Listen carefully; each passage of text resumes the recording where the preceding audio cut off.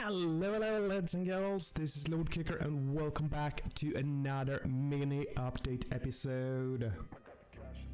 Alright, so I've gotten quite a lot of 3D printing done this week. So I have actually seen the new mission for One Page Rules Star Quest that they have on their Patreon, and it looked like it could be a lot of fun, so I have been printing out some orcs to use for it. Some of them are One Page Rules own orcs, and some of them are just some cool ones that I found, which I think would be pretty nice. So they did have a named character whose name I can't remember now. I think it was Gertrude or something like that. But yeah, so I painted him up. I've actually managed to do the basing too. Might still put some tufts or something on there though. There are some sculpted grass on that stone that he's standing on, so pretty cool. Feel like he turned out somewhat nice. So he's a orc leader. It's gonna be the leader for the orcs that we are gonna fight, me and some buddies. That's gonna be fun. I actually find Star Quest to be really a blast, because it's a co-op game. So you fight against a AI. So pretty nice. Yeah, and then I have another orc leader. This one is just a pure leader. Nothing special. Then we have a shaman. And this is one of One Page Rules models. So I think he's pretty cool. Really like the totem on his staff there though, that's pretty neat. So yeah, so those are the three like leaders, villains, whatever you want to call them. And then we have some veterans. These are also One Page Rules models, and I mean, they're okay. Not really a big fan of these very human-looking orcs, but they're fine. I'm not super against it, but I like the over-muscly, little wonky orcs. Another one of One Page Rules that I have though is this one in an ultra armor. So this is a ultra veteran, and I kind of dig the armor. He has a claw and a big gun. Well, I'm not the biggest fan of the orc heads. I don't know what it is, it just throws me off a little bit. I guess it is because they look so very human. They're not as funky as the orcs that I'm used to. Well, that's probably the reason. Yeah, and then I printed out bikers. Got two different models. This one is probably my favorite though, because I think he looks pretty freaking sick. But I didn't want two of the same, I wanted them to be different. We'll also make it easier to tell them apart on the tabletop.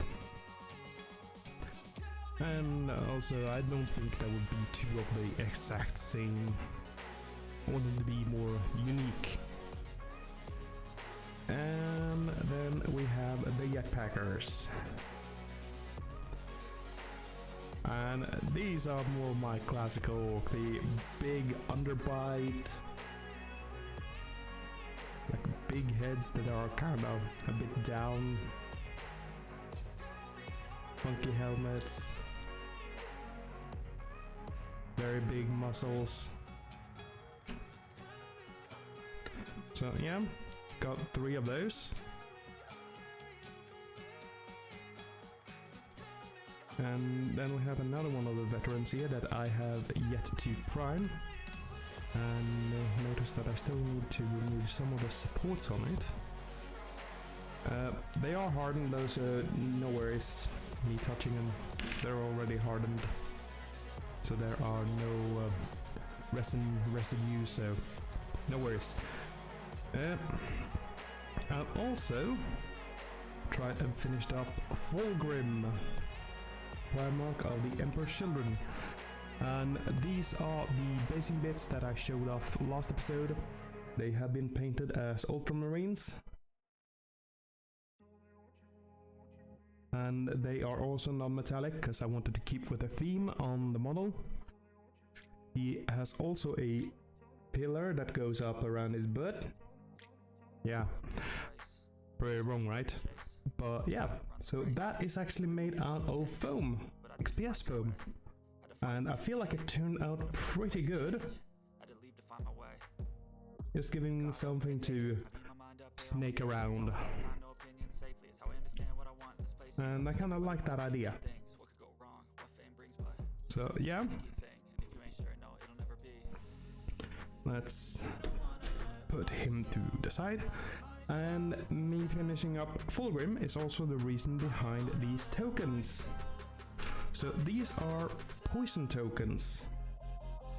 Because when Fulgrim fights or shoot anyone, they get poisoned, and I want a good way to mark off who has gotten the poison, because in the command phase they can potentially take some damage, and I just want a good way to keep track on who I should roll for if they're gonna take damage.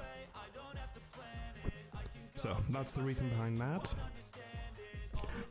And then we have Logan Grimna. I've showed this one off quite a few times now, but he is starting to get assembled. He has now taken up his rightful place on the rocks. So now I just need to finish up his wolf companions and then do the basing on that one, and he should be about done. So that's pretty nice. And also, I do have another 3D print. So this is the Asgardian Artificer, which I printed to be a proxy for a Iron Priest for my Space Wolves. I do know that they still sell the Iron Priest, but it is a firstborn. And I kind of wanted something that was Primaris size. It's still gonna get the correct base, a 32mm, so that would still be fine. It is gonna be slightly taller, that's the only thing. And I mean, it's a different sculpt, of course.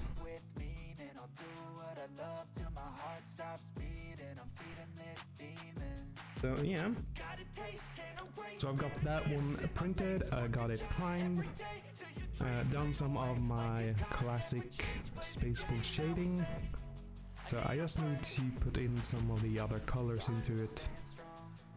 But yeah, quite enjoy that. But yeah, I think that is about it. So that is what I have managed to do this week. Feel like I've gotten quite a bit done. And yeah, I think that is a good spot to end off this episode. I do hope you have enjoyed it, and I hope to see you all next week. Until then, bye bye.